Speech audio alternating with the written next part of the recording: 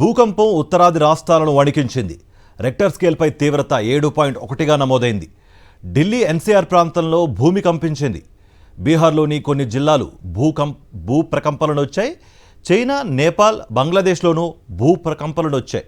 నేపాల్లోని గోకర్ణేశ్వర్ను భూకంపం కేంద్రంగా గుర్తించింది. ఇదే అంశానికి సంబంధించి మరింత సమాచారం మా ప్రతినిధి వెంకటేష్ అందిస్తారు. వెంకటేష్, నేపాల్లో భారీ భూకంపం సంభవించింది. రిక్టర్ స్కేల్ పై దీని తీవ్రత 7.1గా నమోదైంది.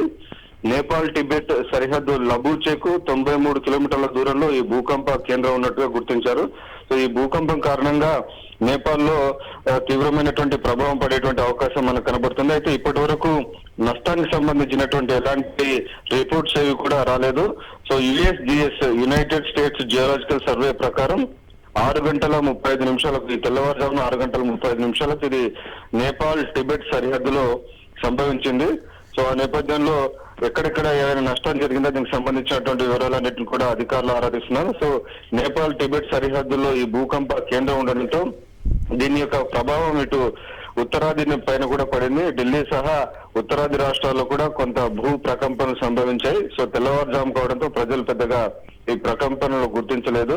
సో మొత్తానికి 7.1 తీవ్రత చాలా పెద్ద తీవ్రతగానే మనం గుర్తించాలి. 6 దాటితేనే అది భవనాలను కూడా ఊపేసేటువంటి భూకంపంగా చెప్తుంటారు. సో అటువంటిది ఏకంగా 7.1 మ్యాగ్నిట్యూడ్ తో ఎర్త్క్వేక్ వచ్చినటువంటి నేపథ్యంలో సో అక్కడ నేపాల్లో దీనికి సంబంధించి ఎలాంటి నష్టం జరిగింది, దీనికి సంబంధించినటువంటి ఇంకా వివరాలు తెలియాల్సి ఉంది. సో నేపాల్లో నేపాల్లో ఉన్నటువంటి నార్త్ ఈస్ట్ లో ఉన్నటువంటి లబూచే అనేటువంటి ప్రాంతానికి సమీపంలో ఈ భూకంప కేంద్రం ఉండడంతో దానికి సంబంధించినటువంటి అన్ని వివరాలను కూడా రాబట్టేటువంటి ప్రయత్నం చేశారు. సో మొత్తానికి ఈ నేపాల్లో ఈ భూకంపాలు అనేవి సంభవించడం అనేది సహజంగా వస్తుంటుంది. ప్రధానంగా నేపాల్ పూర్తిగా పర్వత దేశం. సో కంప్లీట్ గా హిమాలయ పర్వత స్థానంలో ఈ నేపాల్ ఉండడంతో తరచుగా ఇక్కడ భూకంపాలు వస్తుంటాయి. సో దీన్ని డేంజరస్ జోన్ గా కూడా భూకంపాల పరంగా నేపాల్ గానీ టిబెట్ ఈ ప్రాంతాలన్నీ కూడా డేంజరస్ జోన్ గా ఇప్పటికే ప్రకటించినటువంటి నేపథ్యంలో ఈ రోజు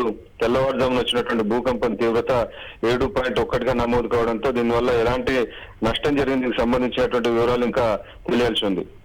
రైట్ వెంకటేష్.